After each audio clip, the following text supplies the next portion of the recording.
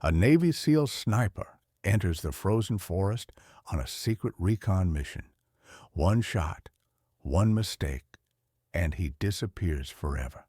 But instead of enemies, he hears the weakest sound on earth, a child's breath trapped in the dark.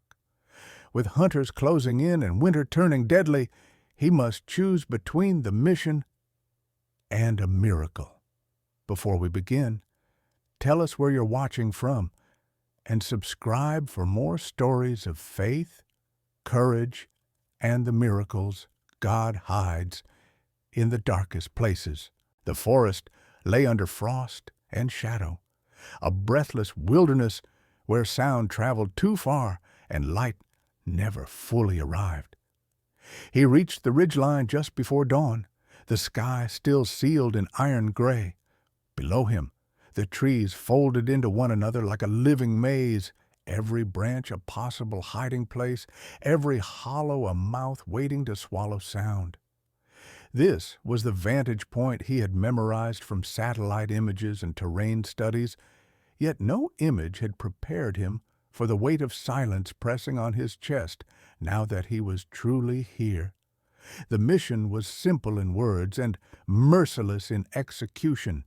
Observe the hidden camp, confirm its purpose, transmit coordinates, and disappear without ever being seen. He had done this before in other forests, other countries, under other names. Still, each mission rewrote the meaning of fear in him. The German shepherd moved beside him without command, placing its paws with deliberate care, mirroring the tension that traveled through his body.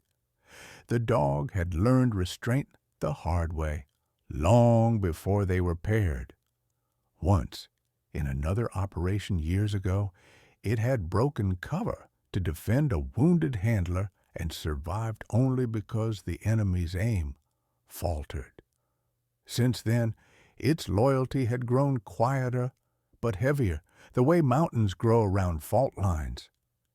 He settled behind the rock outcrop that would be his blind for the next stretch of time and lifted his rifle into ready position without raising it to fire. Through the scope, the enemy camp flickered faintly in the distance, torchlight pulsing between dark shapes. The routine began again, breathing slow, pulse counted, observation logged not just in devices, but in memory. The German shepherd lay down beside him, pressed close enough that he could feel its steady warmth through the cold creeping into his joints. He was not always this calm.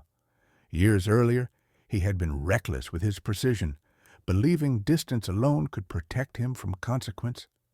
That belief had died on a rooftop far from this forest, when a single miscalculated second had altered two lives forever. Since then, every mission carried the undertone of that lesson. Distance did not remove responsibility, it only delayed its weight. Minutes slid into hours with the measured inevitability of breath. No transmissions were sent, no shots were fired, only the slow recording of movement, supply runs, sentries changing positions. It was clean work so far, too clean. Then the German shepherd lifted its head, not with urgency, not with alarm, but with the quiet alertness that meant something had shifted in the unseen. The handler's hand moved instinctively to the dog's shoulder, a silent question. The answer came not in sound but in change. The forest itself seemed to tighten. And then, carried on an irregular thread of wind, came the sound that did not belong, a thin, broken cry, too small for an adult, too fragile for the harsh rhythm of this place. He froze. His first instinct was to deny it. Auditory illusions lived easily under stress.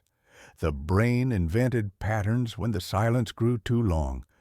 But the German shepherd's ears remained forward, unreadable, unwavering. The sound came again, weaker than before, threaded with something raw that machines never replicated and training could not erase. Distress stripped bare. He lowered the rifle just enough to rest it. The scope still showed the enemy camp unchanged. No visible movement that connected to the sound. The cry had not come from the camp. It had come from somewhere else, somewhere deeper, somewhere trapped. The mission parameters pressed against his thoughts with familiar authority. Do not deviate. Do not engage. Do not reveal. A detection now would collapse weeks of work and place more lives at risk later. That was the logic that had guided him safely through countless operations. It was the logic that had once convinced him to stay hidden while something irreversible unfolded in another place. He closed his eyes briefly. The memory surfaced without permission. A stairwell, a hostage's trembling breathing, the moment he had hesitated because confirmation had not yet arrived. The mission had succeeded on paper that day. The aftermath had succeeded in changing him permanently. The German shepherd shifted closer, not pleading, not restless, only present. It had not learned these lessons in words. It had learned them through loss and survival, the way creatures without excuses always do. The cry sounded a third time, so faint it was almost an apology for existing. He whispered the first words he had spoken aloud since reaching the ridge. We wait. The dog did not agree, but it did not disobey. There was a difference between obedience and trust, and both balanced uneasily in that stillness. Time fractured into fragments. 30 seconds, 40, another minute. The sound did not return. The forest resumed its hollow breathing. The camp below remained unaware. If he held position now, the deviation might pass without consequence. No one would ever know. Yet the absence of sound began to feel heavier than its presence. He initiated a slow reposition, not toward the camp, but along the ridge edge, keeping elevation while testing the forest for answer. The German shepherd followed without command, moving in a shadow that belonged to him as much as to the trees. The terrain grew steeper, dusted with frost that betrayed careless movement. He advanced only when the wind rose just enough to swallow motion. Another thread of sound emerged between gusts, not a cry now, but a broken breath that carried rhythm rather than voice. Human breathing, untrained and frightened. The source lay below and ahead. He paused at the ridge's lip, peering into a narrow hollow where fallen branches had collapsed into one another like ribs. Beneath them, partially obscured, was a crude structure of wire and timber assembled without permanence, held together more by urgency than design. Inside it, small hands clutched metal. The girl did not scream when she saw him. She did not move at all. Her stillness was not the stillness of calm, but the stillness of surrender, the kind that formed when resistance had proven useless too many times in too few days. He felt the forest recede, the camp, the timeline, the rational chain of command all pulled backward into abstraction. The present reduced itself to breath, to the faint tremble in the child's hands, to the quiet steadiness of the dog at his side. This was not part of the operation. This was not mapped. This was not authorized. He considered the distance to extraction, the likelihood of patrols, the fragility of concealment now that his observation position was compromised, the risk of cascading detection if he moved. Every calculation aligned toward the same conclusion. Engagement here endangered everything. Yet the conclusion did not move him. The German shepherd crouched beside him, its presence a question without sound.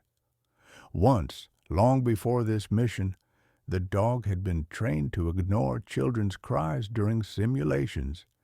because decoys had a way of killing those who followed instinct without verification. This was different. The stillness of the child did not belong to an ambush. It belonged to something that had run out of strength. He slid his knife free, not with the confidence of decision, but with the inevitability of acceptance. The first touch of metal against wire echoed too loudly in his mind, though the forest absorbed it. The girl's eyes widened, but no sound escaped her. She watched his hands, not his face. The German shepherd remained motionless, a silent wall between them and whatever might erupt from the trees. The wire yielded slowly, one strand, then another. It was crude work, the kind done by those who expected fear to do more than structure ever could. The opening widened enough for small shoulders. He did not pull her. He waited. For a heartbeat, nothing happened. Then the girl moved forward with the kind of caution that anticipated punishment for every step. When her foot touched earth beyond the cage, she stopped again, as if expecting consequence. None came. He lifted her with careful pressure, not urgency, mindful of how suddenly motion might become noise. Her weight was less than it should have been. The German shepherd rose and pressed close to her legs without pushing, a living promise of warmth. Behind them, unseen but unforgotten, the enemy camp continued its routines. Ahead of them, the forest waited without opinion. He adjusted the child against his chest and turned back toward the ridge, not yet thinking of routes or signal windows or the cascade that awaited when this deviation inevitably unfolded. For now, all that existed was forward movement and the fragile continuation of breath. In his ear, the radio remained silent. In his arms, a life that had almost slipped into silence did not. The forest deepened into narrow ravines and shadowed corridors where frost never fully melted and sound traveled with dangerous clarity. He moved downhill with the child secured against his chest and the German shepherd pacing a half step ahead, not scouting recklessly, but reading the ground as if memory itself guided each decision. The enemy camp remained behind them for now, but its gravity still tugged at his awareness with every breath. He did not allow himself to believe they had escaped anything yet. Each step forward simply shifted the shape of the danger. The girl remained silent, not from trust, but from exhaustion and learned caution. Her small hands gripped the fabric at his shoulder with the mechanical persistence of someone who had learned that stillness reduced pain. He adjusted his pace to the rhythm of her breathing. The German shepherd paused often, not to sniff wildly, but to listen with its entire body. Years ago the dog had learned that listening saved more lives than speed, a lesson earned when a handler it once followed too quickly had been lost to a hidden ambush. That memory lived in its restraint now. He began calculating the widening ripples of his decision. The observation point on the ridge was compromised. The transmission window he had planned would never be clean now.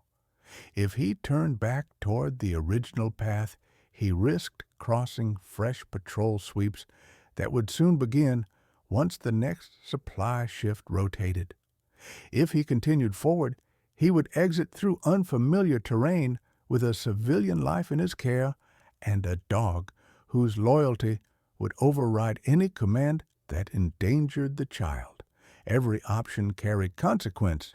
He chose the one that kept movement unpredictable. As they descended into a tight ravine cut by winter runoff, he felt the forest change again. It was not the alert stillness of predators or the scattered energy of patrols. This was something deliberate, a human presence waiting, rather than hunting. The German shepherd halted without instruction and lowered its head, not in submission, but in concentration. The child pressed closer as if she sensed the compression of the air itself. The man stepped into view from behind a boulder, with no weapon raised and no attempt at concealment. He was alone, and that alone made him dangerous in a way that groups never were. His name was Elias Merrick, though the sniper did not know it yet, only that some people carried the tension of too many compromises in the way they stood. Merrick had once worked security for supply convoys before being left behind during a purge that reorganized loyalties without mercy. That abandonment had rewritten his idea of order. Since then, he sold information rather than guarding it, and haunting these borderlands had become a kind of stubborn penance disguised as survival. "You made noise," he said softly, not as a threat, but as a quiet appraisal, as if acknowledging the weather. When the sniper did not answer, Merrick lifted his hands to show they were empty. "I saw the wire break down there. That means you chose something over something else." The German shepherd did not growl.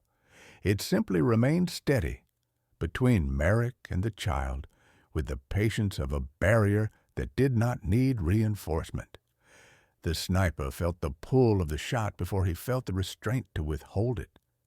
Merrick was unarmed now, but not harmless.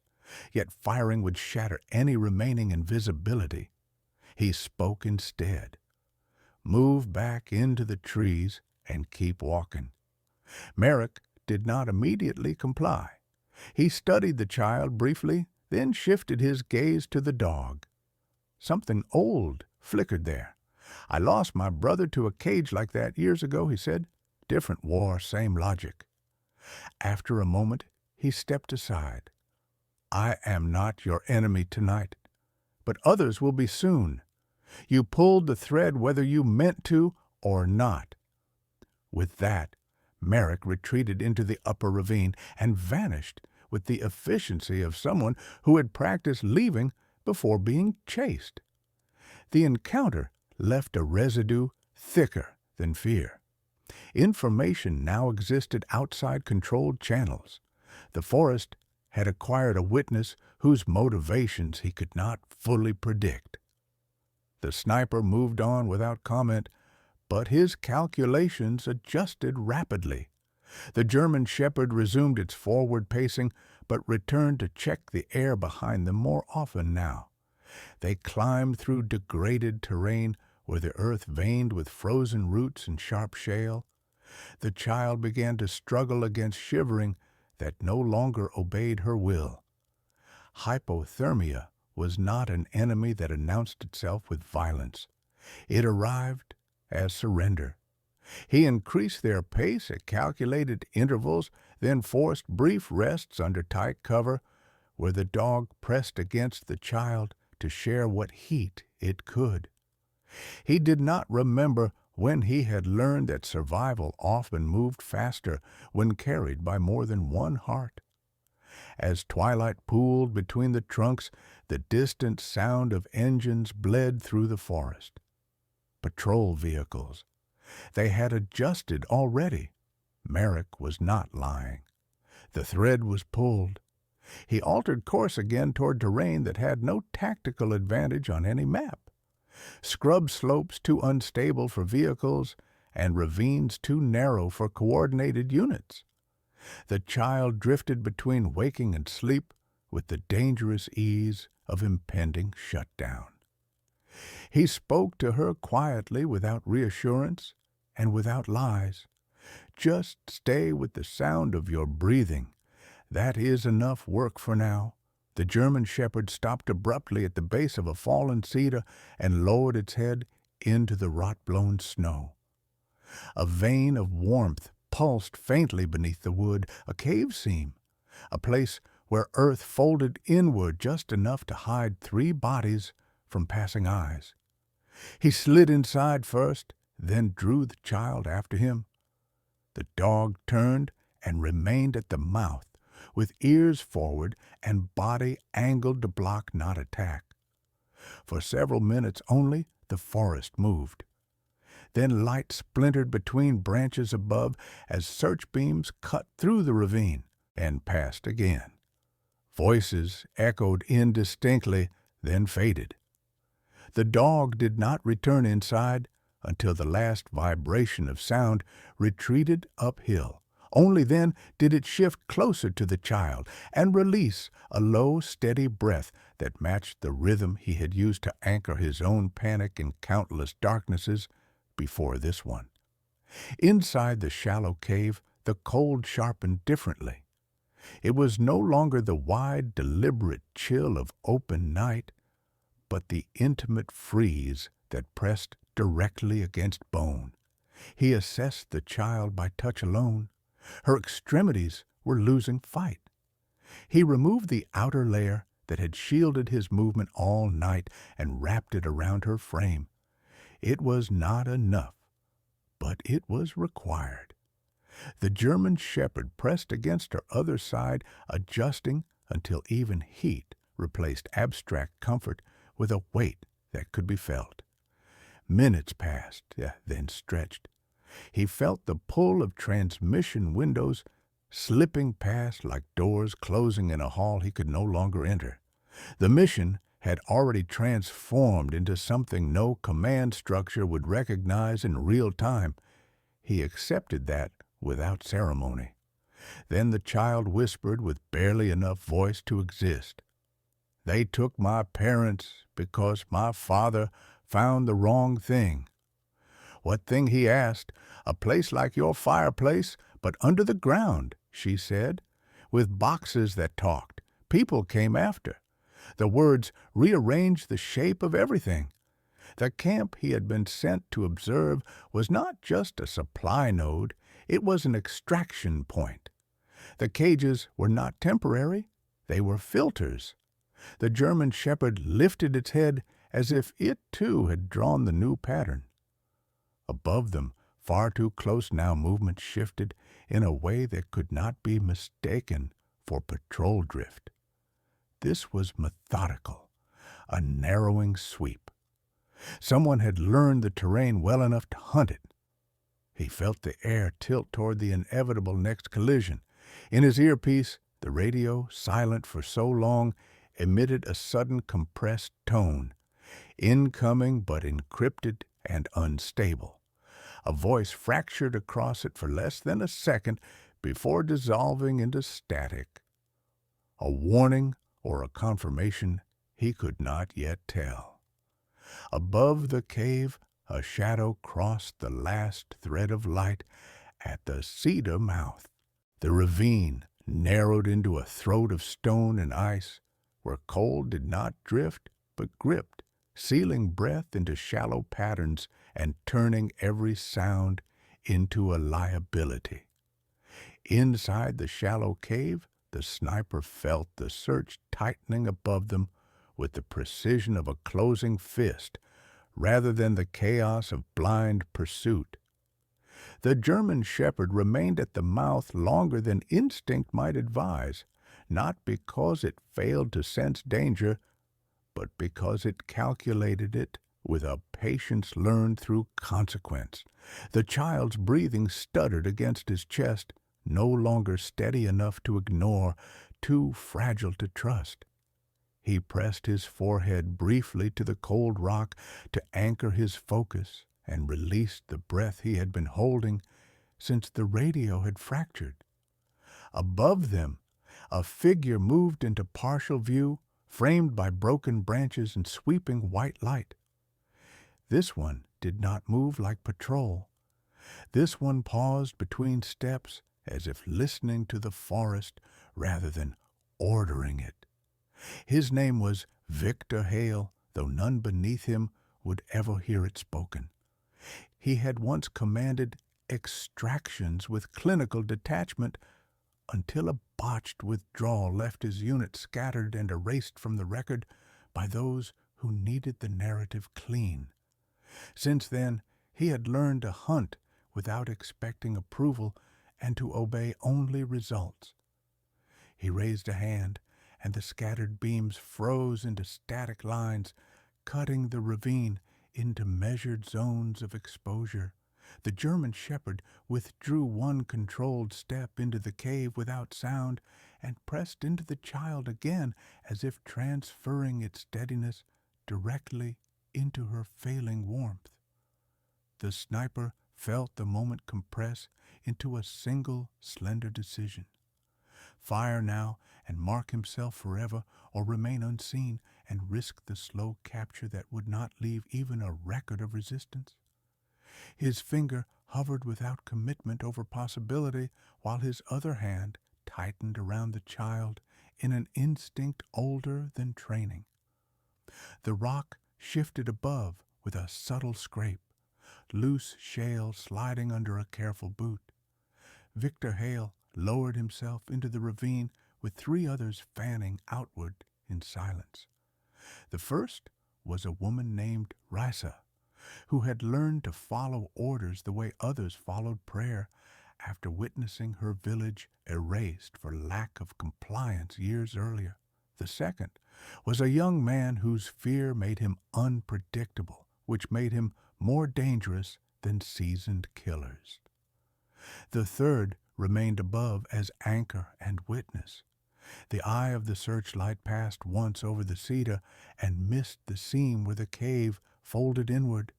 It passed again, slower, tasting the silence for interruption.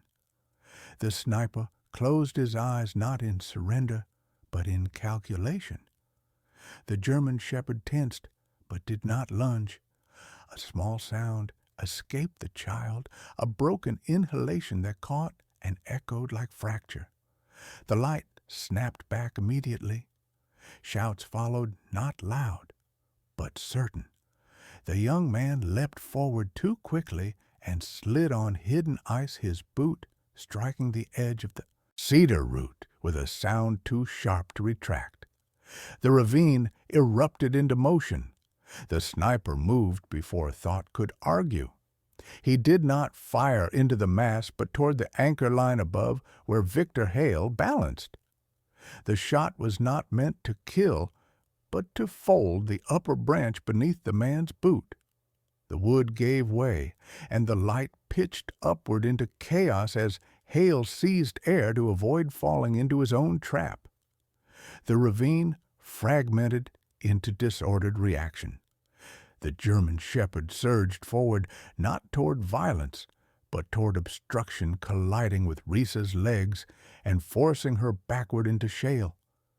The child cried out as the sniper lifted and turned, using the only route now open. The young man recovered his balance and fired wildly as fear, converting into wasteful noise. The bullet grazed stone and flared white sparks in the tight air. The sniper advanced through that rupture with a clarity that came only when retreat was removed from the mental map. He used the fallen cedar as both shield and exit, sliding the child beneath its lowered trunk into the deeper cut where water once tore winter paths. The German shepherd followed without pause, its breath even and fierce. Behind them, Risa rose with blood at her brow and something like doubt in her eyes. Victor Hale regained footing and did not shout. His silence commanded better than volume ever could. The chase resumed with method rather than frenzy.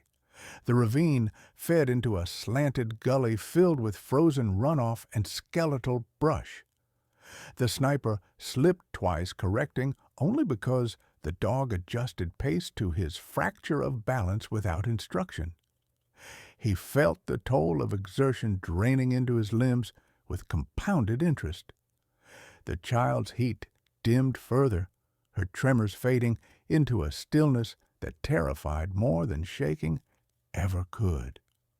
They cut across a wind-scarred ledge into a corridor of blackened stone where ancient fire had burned the forest hollow, leaving walls too tight for vehicles and too deceptive for clean pursuit. Above voices guided movement with disciplined restraint. Victor Hale did not rush the kill. He retracted his teams outward to force the target into the funnel he had already measured. The sniper felt the geometry forming around them. He did not outrun it. He redirected it. He altered course into terrain that logic avoided. A melt shaft plunging toward a lower basin where winter runoff carved hidden wells beneath brittle crust. It was a place that swallowed those who trusted surfaces. The German shepherd hesitated for the first time, not from fear, but from memory. Years ago, it had lost a handler to water disguised as ground. The hesitation lasted only a beat, then transformed into resolve. It advanced first, testing each step with the patience of earned scars. Behind them, Victor Hale recognized the terrain and allowed himself a thin smile that never reached his eyes. He did not stop his hunters. He trusted consequence to finish what pursuit could not. The ice sang under. Wait, with a warning that came too late for the young man behind. His step broke through, and the sound of his fall vanished into dark water that never returned echoes. Risa reacted too fast for injury, dropping prone to spread weight and retreating with skill forged in evacuation rather than training. Hale advanced one step into the threshold, then paused. He watched the sniper carry the child across the breaking field with the dog mapping invisible pathways beneath him. The ice gave once at the sniper's next step, but did not claim him. He landed into the basin hard enough to shatter crust and draw blood he could not afford to lose. The German shepherd leapt the last stretch without hesitation, landing in front of him and turning to face above, not as a threat, but as an answer that required no words. Victor Hale stood at the edge of the break and evaluated the basin as if it were a ledger. His eyes returned to the child hanging lifelessly between the sniper's arms, and for the first time something disrupted the algorithm that ruled him. He lowered his weapon by a fraction, then raised it again, not in mercy, but in recalibration. The sniper used that fraction to vanish into side cover, carrying the child down into the rib of stone that would either become refuge or coffin. The German shepherd followed and stopped only when darkness swallowed pursuit light entirely. In the choking quiet, the child did not move. The sniper pressed his ear to her chest and counted until panic threatened to take measure. One beat returned, then another, weak but present. Above them, Victor Hale issued one final command, without anger, without hope, simply as a statement of future. Seal every exit. Do not rush the water. They cannot outrun winter forever. The words followed the sniper into the dark, like a verdict already written. The basin lay under a lid of cold so heavy it felt physical, a bowl of stone where breath clouded and vanished as if devoured before it could rise. Inside the narrow rib of rock where he had taken cover, the sniper pressed the child close and listened to the erratic count of her heart, as if it were the last metronome left in the world. The German shepherd stood at the mouth of the stone slit, with shoulders squared and ears angled forward, not searching for enemies now, but guarding time itself, measuring each second that still belonged to them. Above, faint movements whispered across the basin rim as Victor Hale's perimeter settled into place with the patience of something that intended to wait them empty. The child's skin burned and froze at once, a paradox that told him the danger had passed from exposure into collapse. He unwrapped the remaining insulation from his own body and layered it over her again, knowing it would not be enough, and knowing it was still required. Her lids fluttered once without focus. Her lips moved without voice. He leaned close enough to catch the tremor of air. "Stay with the sound of it," he whispered, not promising warmth or safety, only presence. Ours did not move forward here. They circled like predators, just out of sight. The German shepherd shifted its weight minimally to maintain circulation without breaking guard. It had learned this stillness after a handler once bled out beside it while rescue waited on mechanical procedure. Since that night, it had trusted only the immediacy of flesh and breath. Above them, a muted echo carried across the basin. Not command, not search, a signal of patience. Victor Hale was not pressing. He had sealed the exits and allowed the mountain to finish the work. He did not need to hurry. The sniper felt the pressure of that calculation like a hand closing around his lungs from the outside. Ammunition he could count. Food he could measure. Time was the only resource that refused inventory. The child's breathing slipped again into long, empty gaps. He pressed his ear against her chest and waited into the spaces that tried to convince him they would not refill. They did refill, but each return arrived weaker than the last. He tore a strip from his undershirt and bound it across her small torso to hold heat in more closely. The German shepherd slid nearer, compressing space until they shared one trembling pocket of warmth inside stone. From the basin rim, a new presence entered the pattern, a second voice unlike the others, calm but worn at the edge, where urgency tempered fear. Her name was Marta Cade, though the sniper did not hear it. She had once coordinated evacuations for families trapped between opposing factions and had stayed behind after most of those people were gone. She knew the child-sized footprints in that forest too well.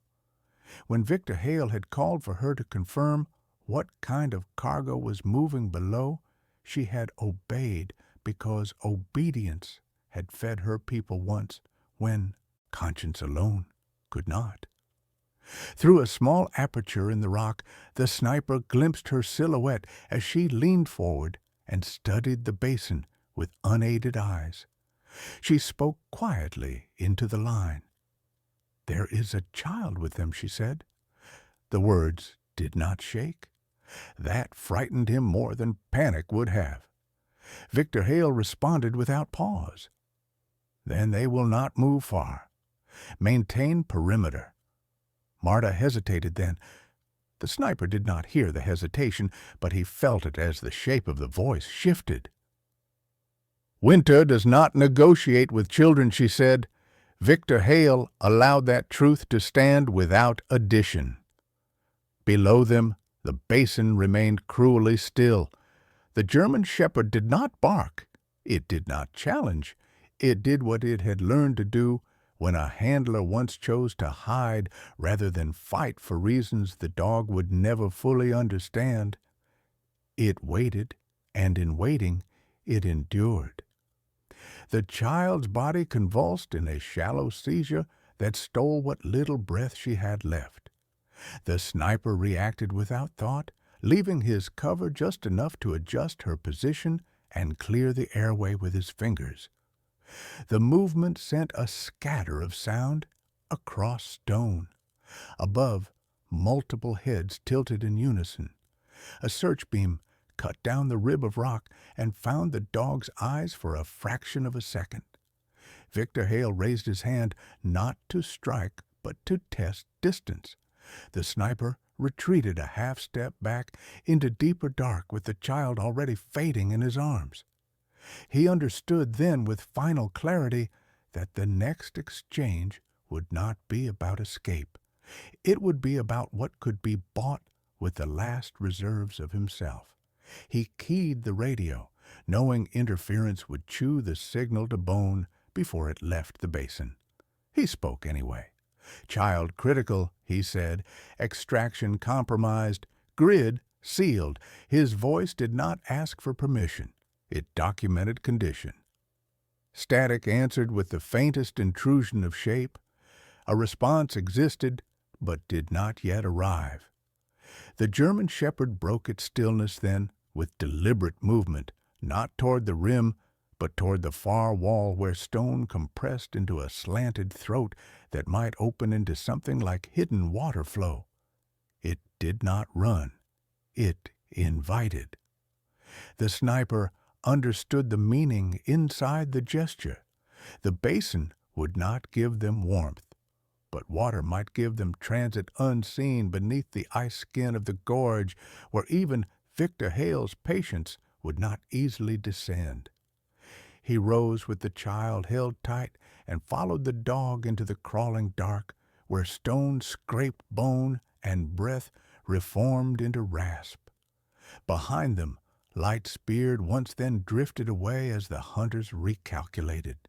The passage sloped down into a spill of half-frozen water, where runoff murmured beneath ice with the persistence of something that refused to die quietly.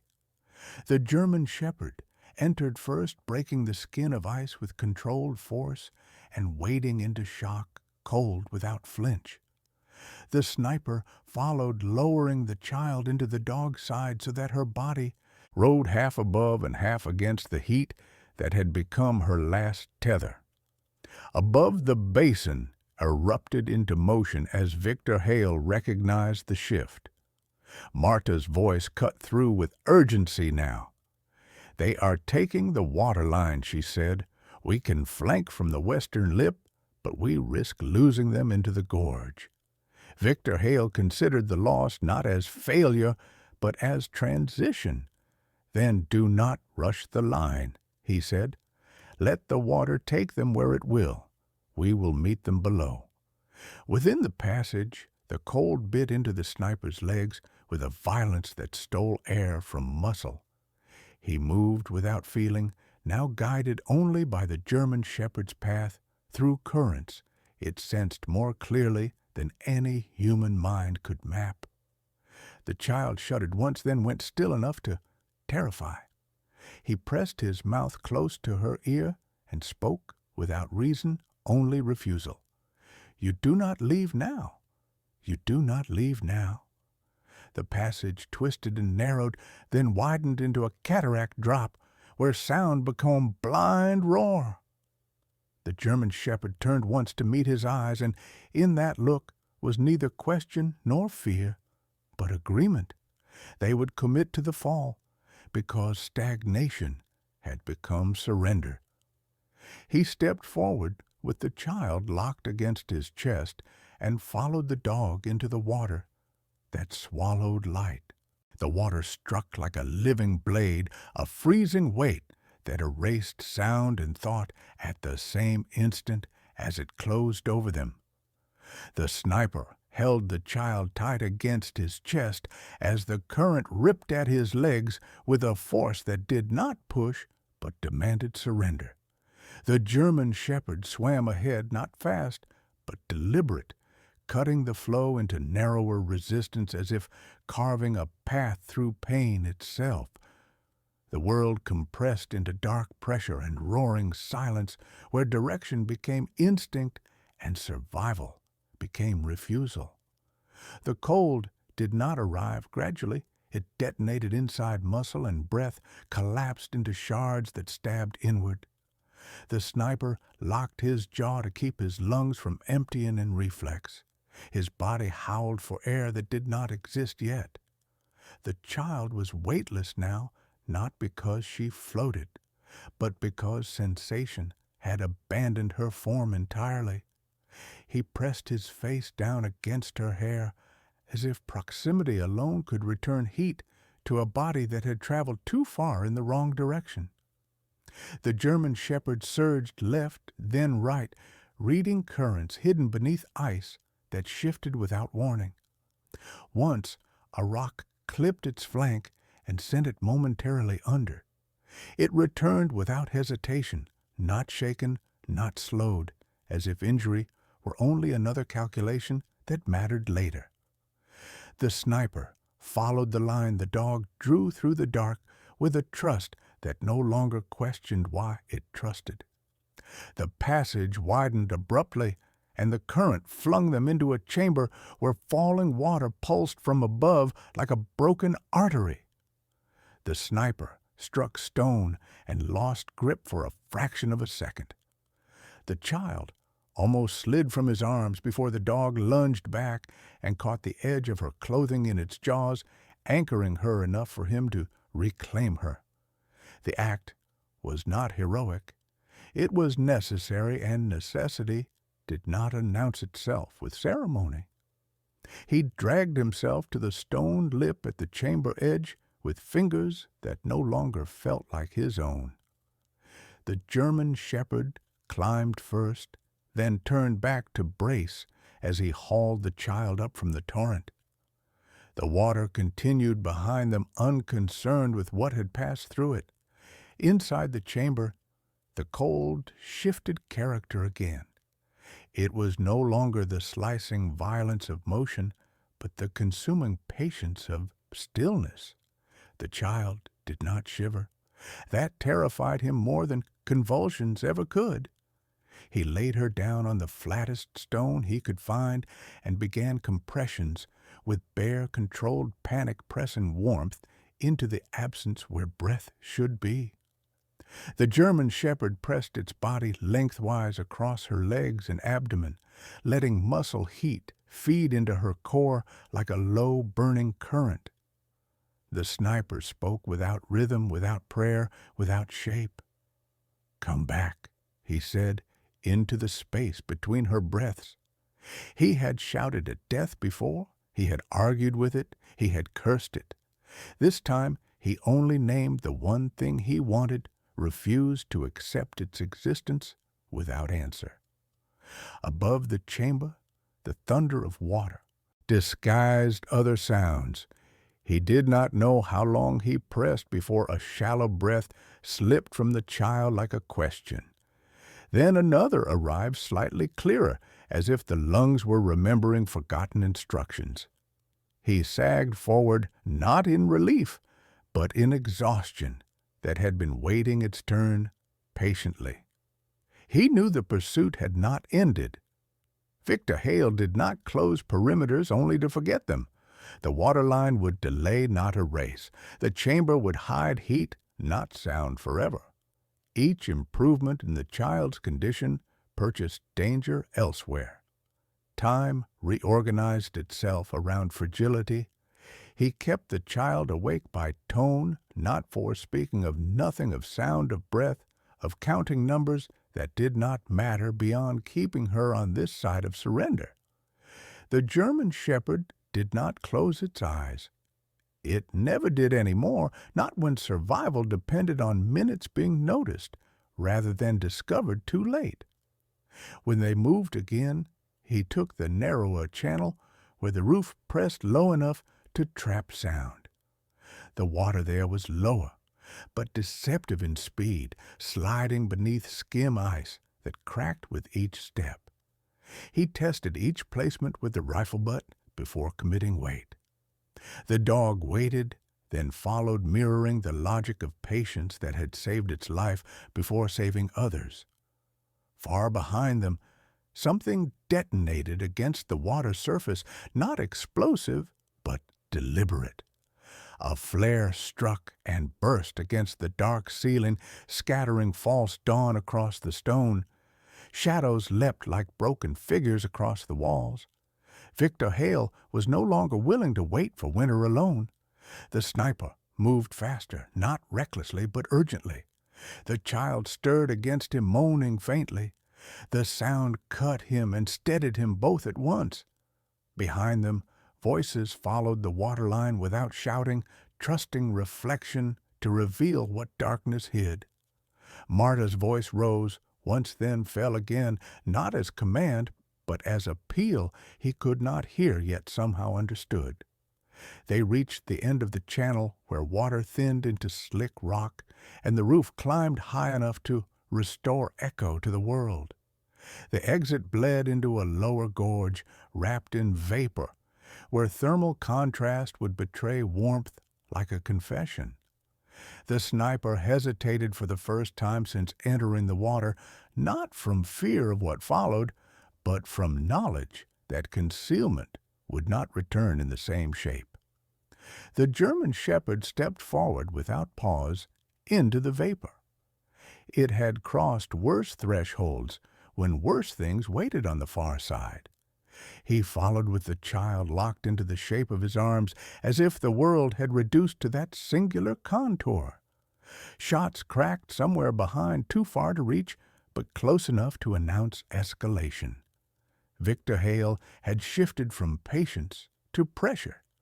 That alone told the sniper that the basin had not buried this pursuit beneath water. It had only relocated it. They moved into the gorge where rising steam cloaked their passage in shifting cover.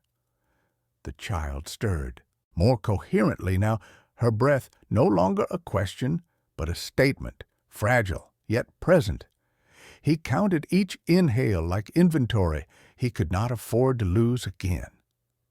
The German shepherd slowed at an outcrop and lowered its head. Scents collided here. Fresh boots. Victor Hale had not won the line through pursuit. He had prepositioned below. The logic was flawless. Water funneled them exactly where arms could reacquire what terrain had hidden. The sniper pressed the child into shadow behind the rock and laid a hand on the dog's shoulder. "This is where it counts," he said without words. The dog leaned into the touch, neither seeking reassurance nor giving it, only exchanging truth. Above the gorge rim, silhouettes cut across steam like moving fractures in light. Victor Hale stepped forward into silhouette alone, this time not to offer mercy, but to measure the moment before it broke. His voice carried without effort. "You cannot outrun this now," he said. "Winter found you, and so did I." The sniper did not answer. He adjusted his stance not toward a shot but toward space. He might still steal from consequence. Behind the vapor, Marta Cade advanced one step further than ordered, not as a challenge, but as a witness. Her eyes found the child and remained there longer than protocol allowed. The standoff held momentarily between water and fire, between breath and distance. Then the German shepherd shifted again, not backward, not forward, but sideways toward an unseen drop that inhaled steam without revealing its depth. The sniper understood at once that the dog had found another passage, not safe, not known, only possible.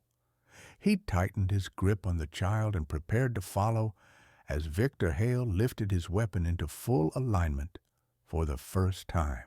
The gorge breathed vapor like a wounded lung, steam rolling in slow, heavy sheets that warped distance and bent sound into uneasy echoes as the sniper stood with the child pressed tight against his chest and the German shepherd poised at his side where the unseen drop waited to swallow whatever chose it.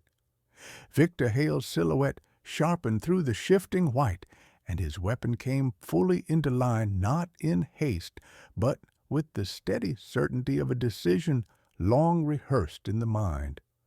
Marta Cade remained one step behind him, still within the structure of command, yet no longer entirely inside its shadow, her eyes fixed on the child in a way that did not belong to pursuit. The sniper felt the geometry of the moment lock into place with brutal clarity, every angle resolved into only two possible endings.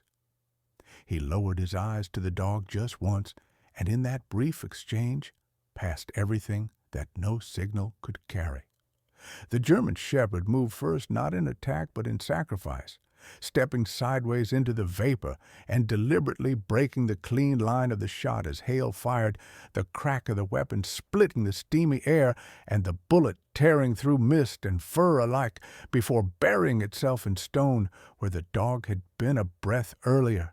The impact spun the animal hard against the rock, but it did not cry out. It did not collapse. It only staggered, then righted itself, with blood darkening its flank and eyes still locked on the sniper as if nothing else existed. In that fraction of chaos, Marta shouted not in command, but refusal, and her voice cracked the rigid order of the moment just enough for the sniper to act. He turned with the child and followed the dog into the unseen drop, trusting the fall because standing had become certainty of death. The gorge fell away beneath them in a violent rush of air and heat and water as they plunged through mist into a lower cataract where steam gave way to the brutal cold of free-falling spray and rock. The sniper struck hard and rolled, instinct turning impact into uncontrolled survival as he shielded the child with his own body, bones screaming in protest that he ignored with the indifference learned from past collisions with fate. The German shepherd vanished from sight for one terrible second, then burst from the spray below, already climbing, already refusing the narrative that injury attempted to impose. Above them, Victor Hale reached the rim and fired again, but the angle betrayed him, and the rounds shredded vapor without reward as their silhouettes dissolved into the lower gorge where shadow reasserted authority. The pursuit did not end, but it fractured as the terrain folded into chaos that refused clean lines of sight and range. The sniper moved blind, now guided only by the dog's movement and the fragile resistance of the child's breathing against his chest. They ran not with speed, but with stubbornness, through jagged paths where water and stone disagreed violently on what should endure. Behind them voices multiplied, but lost cohesion as the gorge refused to magnify command. Marta's voice cut through once more nearer, now not as an order, but as a name the sniper did not recognize and could not answer. The German shepherd faltered at a narrow ledge as blood loss finally demanded acknowledgment, its step slipping just enough to steal momentum, but not enough to surrender. The sniper took the burden without pause, hauling the dog partially across his shoulders while still keeping the child lifted free of impact, his body transforming into the only remaining bridge between survival and collapse. The lower gorge spat them finally into a blown-out ravine where the steam thinned into cold night air and a frozen river hissed in broken sheets below. There under torn cloud and indifferent stars, an extraction flare bloomed sudden and impossible against the dark, not smooth, not perfect, but real, a bruised red answer to the broken radio call sent long ago and carried by chance through interference at the edge of defeat. The sound of rotors arrived next, distant at first, then final in the way thunder is final when it chooses you. Victor Hale emerged at the ravine mouth too late to recapture geometry, weapon still raised, but now denied purity of solution by distance and by the growing presence of consequence. Marta Cade stepped beside him no longer within his shadow and did not raise her weapon at all. The sniper reached the riverbank as the helicopter cut through the torn sky, and the wash of its descent flattened the world into whipping snow and roaring air. Medics took the child first, then the dog, whose blood painted the frost dark and startling under searchlights that had finally changed allegiance. As the sniper collapsed to one knee with the last of his strength, Victor Hale remained across the ravine, measuring what had escaped him, not with rage, but with something colder and more permanent, a memory now imprinted into future calculations. Marta met the sniper's gaze across distance for one final moment, and in that look lay neither victory nor apology, only witness. The helicopter pulled free from the gorge, carrying 3 lives upward, while below the mountain closed its jaws gently, as if the entire hunt had been nothing more than a brief interruption in an ancient breathing cycle that would resume without them. In the rising air, the child stirred and whispered faintly that she could feel warmth again, and the sniper closed his eyes, not in relief, but in acceptance of the cost that would not be fully counted tonight as the dog's steady presence pressed against his leg. In the vibrating darkness, and the war they had crossed without permission receded into something that would never truly let either of them go. In the darkest moment, when the cold tried to steal the last breath from a fragile life, the miracle did not arrive with thunder or light. It arrived through a heart that refused to give up. The sniper did not save the child by skill alone, but by choosing compassion over fear. The dog did not stand because of strength alone, but because loyalty is sometimes stronger than pain. And in the frozen silence, life defeated despair. This is how God often works in our lives, quietly, gently, and always at the perfect moment. In our daily struggles, God does not always remove the storm, but He gives us the strength to walk through it. If today you feel tired, lost, or afraid, remember this: miracles are still waiting ahead as long as you do not let go of your faith. If this story touched your heart, please share it with someone who needs hope.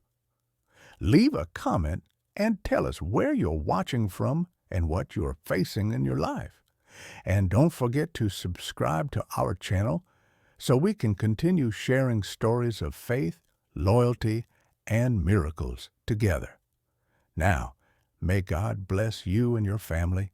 May He protect your steps, guide your heart, and fill your life with peace. Amen.